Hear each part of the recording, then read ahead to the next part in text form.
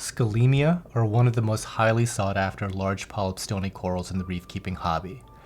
They've been popular ever since these intensely colored specimens started being imported from Australia. In this video, we're going to cover some of the different species of Scolymia that you might find in the hobby, as well as some care tips for these corals. Alright, let's go.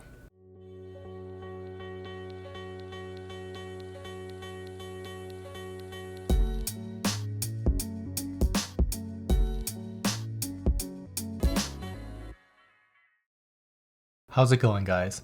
Welcome back to another coral spotlight here at Tidal Gardens. This one, it's all about Scollies. If you like these coral spotlights, you can join the community by subscribing to this channel. We have many more videos like this planned, so be sure to hit the notification bell to stay up to date on all of our new uploads. Without further ado, let's talk about Scollies. There are three species of Scollies that I've seen in the industry: Australis, Vidiians, I think I'm saying that correctly, and then there's this unnamed species from the northern islands of Australia, and they're commonly referred to as Croc Island Scollies. The most common Scolymia in the hobby right now are the Australis species found in the Great Barrier Reef. They're basically what most people think of when someone mentions a Scolly. They have that smooth skin, great color, and come in several different patterns. The most highly sought after variety of these is what's termed a master Scolly. There's no real consensus on what color patterns and what pattern combinations makes a really nice Scolly into a master Scolly. But generally speaking, you're talking about 3 or 4 colors, and many of them have this radial pattern going on. And some people demand it have a purple ring kind of going through the meridian of its polyp. I don't really have a strong opinion on what is or what isn't a master Scolly, but generally speaking, if you start to see insanely colored Scolymia with really interesting patterns, don't be surprised if it gets that label. The other two species of Scolymia are much less frequently seen. Here are what I think are the Vidiians, which are typically seen in Indonesia, most frequently exported from like Bali or Jakarta. It's a little difficult to describe how they're different, but their skeleton seems to be a little flatter, almost like a plate coral. The skin of the coral isn't quite as smooth as what you might find in the Australis species, but at the same time, it's not quite as crazy as like an acanthophilia or anything. And as far as coloration goes, I don't tend to see quite the exotic patterns or intense coloration. This is a pretty nice green one here, though. The final Scolymia worth mentioning are the Croc Island Scollies. They're typically much smaller, and I think that they're sometimes referred to as button Scollies. They're usually only about like an inch or 2 at the most. They're most commonly seen with like a red and purple coloration, maybe with a little bit of green highlights. However, there are some really amazing, rare, and expensive yellow and rainbow morphs.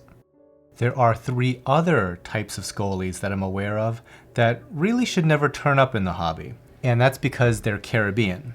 There's Scolymia cubensis, Scolymia wellesii, and Scolymia lacera. There's not a ton of images available on these. I've seen a couple here and there from dive footage online, and to me, my untrained eye, they look very similar to that Vidiians, but clearly they're different in other meaningful ways, aside from being from a completely different sea. Now that we've covered the types of Scollies that are out there, let's go over some care requirements. Scolymia are not the most light-demanding coral. They are photosynthetic, but anything around 100 par is adequate for their health. Now, there's some variability to the intensity of their colors that changes in light strength, but developing better colors might have more to do with the spectrum provided. I personally like very robust spectrum T5 bulbs, so pick your 3 favorite ATIs, for example. But plenty of hobbyists have really good luck with them under high quality LED fixtures as well.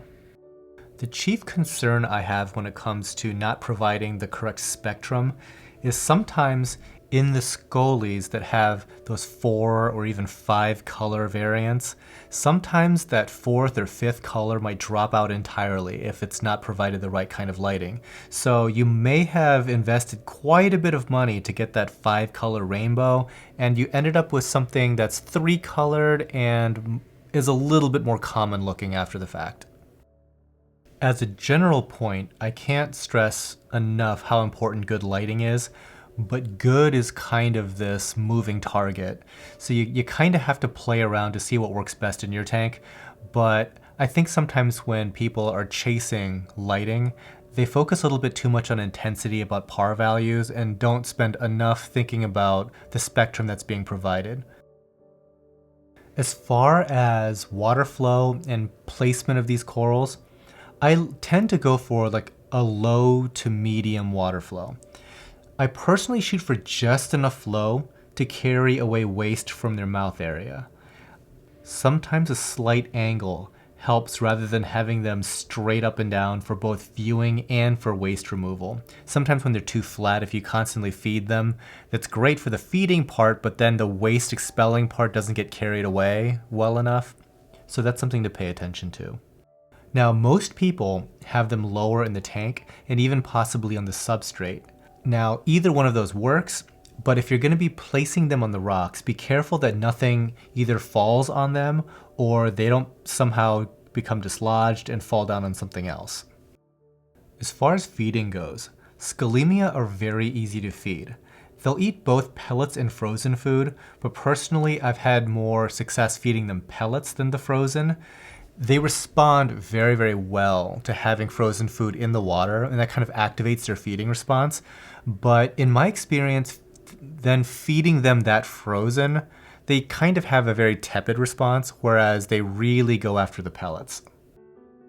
As far as frequency, I like to feed every other day, so that gives them a little bit of time to digest and expel the waste before being fed again. And the really cool thing about Scollies is they put on this really dynamic feeding display. There's no question as to what they're trying to do. So if you want to feed your Scolly, what I tend to like to do is to feed it a little light dusting of like rotifers or some other type of microplankton, and that activates their feeding response. But then after that, start feeding some pellets and things like that that they'll actually consume. Okay, water chemistry. As with any stony coral, Scolymia make use of calcium, carbonate/alkalinity, and magnesium to build that skeleton base. So it's really important to make sure that your water chemistry falls in line with natural seawater levels. In an LPS-dominated tank, the corals tend to be slower growing and generally less taxing on those major elements. So you won't have to do quite as much in the way of supplementation. But in a mixed reef that trends more towards fast-growing SPS, those chemical parameters may be depleted faster, so you have to kind of pay a little bit more close attention to that happening. As far as high nutrient levels, be careful of high nitrates and phosphates. In my experience, high nitrate can cause a large polyp stony coral like this to start receding. And the problem with that recession is that it exposes their skeleton. And Scolymia tend to have kind of these very sharp, pointy tips on their skeleton, which then invites algae growth. And once that starts happening, it can be kind of problematic.